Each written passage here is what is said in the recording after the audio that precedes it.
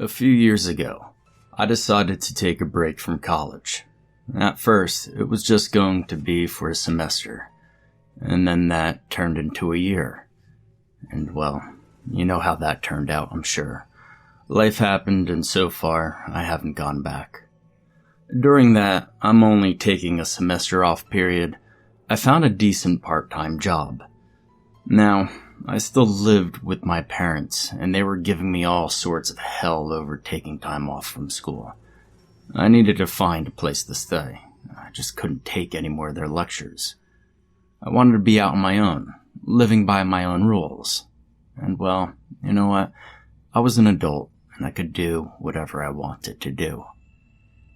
So in the local paper, I found an ad for an apartment. 1 bedroom, trash pickup, water and electric included in rent, shared bathroom, shared kitchen, 15 minutes from Johnson City, no pets, $200 a month rent, $50 security deposit. Not so bad, except for the shared bathroom and shared kitchen. I was knocking down about $400 a week at my job as an overnight gas station employee. If my rent was only half of one paycheck each month, I could still save up a ton of money. Of course, I'm sure you know how that ended up too. Let's just say, I had a plan and good intentions, and it looked good on paper, really good to me. And at 20 years old, nothing had quite looked better. I called that evening to make an appointment to go see the apartment. I spoke to an elderly lady, and she seemed friendly as she took my information and set time for the next day. I was excited, and I think in my heart I had already rented the place before I even saw it. And at that point, I would have rented a back room in a bowling alley to get away from my parents. Before I left for the apartment, I counted out the $50 security deposit in cash and put it in my front pocket of my jeans. I went by the ATM on my way, took out the first month's rent, stuffing it into my wallet. Impulsive? Looking back, hell yeah, I was being impulsive. At the time, though, I had it all figured out. I mean, don't we all at that age? We know everything at 20. We have the world by the tail, and nothing can stop our invincible asses. Whatever. So, following the directions, I found the place on the first try. Place was enormous. Now, I had grown up in the area, but I had no clue the huge Victorian house sat at the end of a little dead-end road only a few minutes away from my house. It looked to have a couple acres of land and a long, skinny tract, which the house sat in front of, right next to the road. The nearest house was a small 2-story a few hundred feet away, and the neighborhood was quiet as I parked my car curbside and got out. The other side of the street was completely undeveloped and covered in new growth of trees and wild shrubs all the way to the end of the street. The old growth, much denser and darker, lay behind that and stretched as far as I could see. I hoped my room would have a good view of that forest. I checked my watch and started walking to the front door, looking over the property as I went. There was a large bulkhead at the left side of the house. It had been secured with a big metal contraption and a big master lock. The owner obviously didn't want anyone going in there, and that was fine by me. There were 4 other stories and an attic above the ground that I could walk around in. I didn't see a need to go into the basement. Before I could ring the doorbell, an elderly lady opened it, smiling, and introduced herself as Mrs. Zane. She was average height and weight, with pure silver hair and clear blue eyes that were piercing. I wondered at her age. The abundance of wrinkles made her look 100, but her eyes and her speech, her quick wit and her agile movements made her seem my mother's age. I just thought she had taken good care of herself over the years and was a spry old woman. She showed me the kitchen. There were 2 downstairs, actually, but the small kitchen at the back of the house, she said, was part of her living quarters and renters were not allowed to use it. As a matter of fact, renters were restricted from using or visiting that part of the house at all. She pointed out the small hallway where I could see the set of stairs, the tiny kitchen, and another room across the hall. That was all restricted space, she told me. I nodded and told her I understood, and it wasn't a problem. She took me to the living room with those old thick pocket doors that slid back into the wall. There was a brass stopper attached to the floor at each door. She said it was to prevent renters from closing them, which she did not approve of in the common rooms. Then she took me to the sitting room that was apparently original to the house when it was built. It only had odd sofas, chairs, and loungers sitting around, and 2 big windows that faced east, and then the library. There were more books in that library than there had been at my high school library. And that was just the rooms I could use at my discretion. That wasn't counting the rooms that had been locked shut. I counted 4 locked rooms, and she told me that no one had any business in those rooms except for her. They had been her late husband's favorite ones, and she had locked them up after his death when she figured out she would have to rent out the rooms in order to have an income. I kind of felt a bit sorry for her when she told me that story.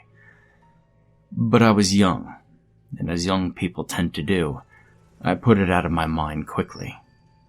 My room was going to be on the 4th floor. I hope the stairs won't be a problem for you. You seem young and healthy, so I think you should fare well enough. She grinned at me with a full complement of teeth. Those teeth set me on edge. They were pearly white and big. They weren't false teeth as I had expected at her age. They weren't worn or yellowed.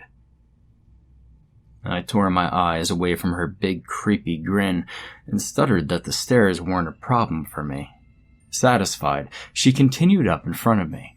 She didn't need the assistance of the handrail. She climbed the damn stairs better than I did.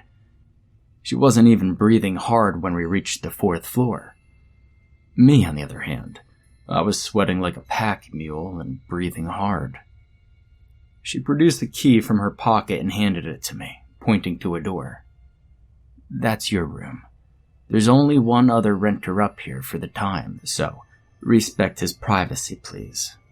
She pointed at me like an admonishing grandmother. I unlocked the door and stepped back in time. The bed was one of those big old antique 4-poster kind with the spiraling spires that nearly reached the 9-foot ceiling. It was something else, quite honestly. And there was even the hanger still attached to the ceiling for the curtains that used to go around the bed. Now the furniture was all antique. Hell, there was nothing more modern than the mattress and the few throw rugs on the hardwood floor. Everything was dark walnut colored. Quite honestly, I liked that. At 20 feet long and 14 feet wide, I would have plenty of room. And, lo and behold, my window faced the forest. And from that height, I could see far out over it. The room was perfect, and at $200 a month, well, it was a steal. So, we made the deal, and I signed the papers and handed over the money. I was not letting that slip through my fingers. As I headed for the front door, Mrs. Zane yelled to me, and I went to where she stood in that big community kitchen. There are a couple more rules. The most important ones, really. Never, ever go into the locked room. Ever. I will evict you immediately. Now it's all in the papers you signed, but I know you young kids never really read over those things, so I'm telling you face to face. All right, I won't. It's your house, Mrs. Zane. I'll go by your rules, I told her. Now, what's the other rule? Now, she stepped close to me and looked up at me. In a low voice, she said, never, ever go in the basement. It's for your own good. You see, it's just not safe down there. So never, for any reason. Backing away a half a step, I chuckled nervously. Or I'll get evicted immediately, right? I was trying to make a little joke, get her to laugh. Her intensity was overwhelming. Instead of an answer, she grinned, showing me those pearly whites that were so unnerving in her aged and wrinkled face. She clicked her tongue, winked, and pointed at me. Just obey the rules, and you'll have a place to live for as long as you want it, Mr. Morgan. The next day, I moved into my new place. I proudly carried the first box and 2 bags up the stairs at once. I ended up dropping one of the bags of clothes on the 2nd floor landing, realizing I had been overzealous. By the time I got to my room with the box and remaining bag, my thighs burned with the effort. Those stairs were unforgiving, merciless things. And after a brief rest, I went back for the remainder of my things, a large duffel and a large plastic tote. I carried them up one at a time. It took me the rest of the day to get my things set up and put away. It was time for dinner, and I left to go pick up a burger in town with some friends. When I returned, it was 10 and the house was dark. There were 5 cars parked on the left side of the house where Mrs. Zane had indicated the parking layout. Nothing was marked though. It was all grass and gravel. No concrete or pavement. It was her yard.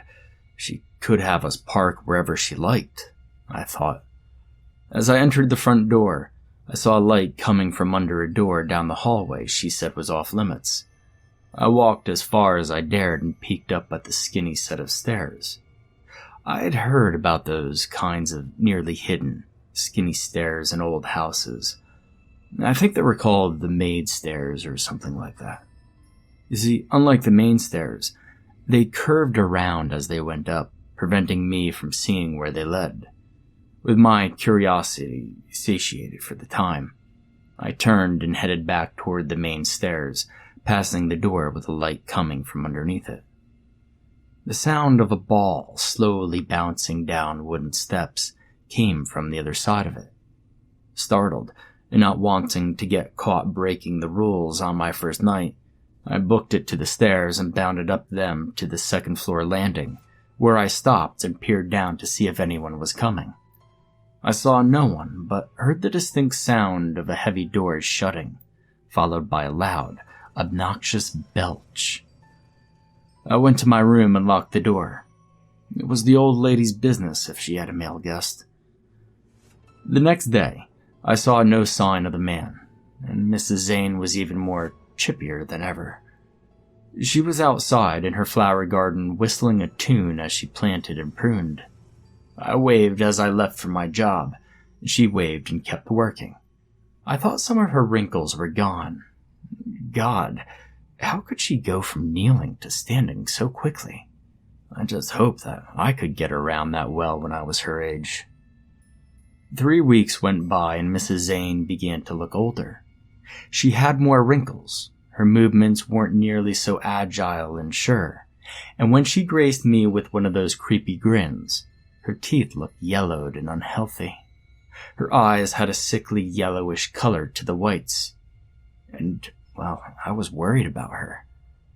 As I came home from a late night with my friends a few days later, again, I saw that light leaking from under the same door. It had to lead to the basement. I had surmised that much from the sound of the bouncing ball as it descended the steps. This time, however, I didn't hear the ball. I heard what sounded like a struggle far down in the basement. I reached for the doorknob thinking Mrs. Zane was in trouble down there, but the door was locked. I called out to her just as I was getting ready to call 911. She answered from the other side of the door and told me she was fine. She was adamant, and, well, I reluctantly went to my room. Now the next morning, she was outside with a big sun hat on, working in her garden again. Happy as a lark and agile as if someone half her age. My heart skipped a few beats when she grinned and her teeth were perfect again. And I just left in a hurry. A tow truck was hooking to one of the cars as I left.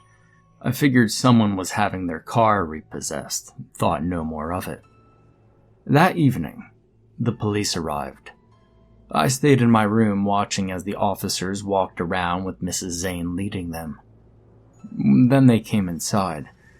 After a while, an officer knocked on my door, announcing himself, and I let him in.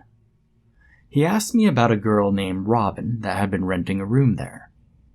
I didn't know her or any of the other tenants except the guy on my floor. I never saw the others long enough to speak to them. The officer showed me a picture of a pretty brunette and asked if I recognized her. I told him I'd seen her my first week there, but not since. 2 weeks later, a new renter came to the 4th floor. It was another guy about my age, and they all seemed to be about my age. And a week later, Mrs. Zane began showing signs of aging again. I was in the sitting room with my laptop around 9 one night, and I heard a noise, as if someone were dragging something down the stairs. Thump, thump, thump. I went to the staircase to offer my help, and that's when I realized that the noise was coming from the basement stairs.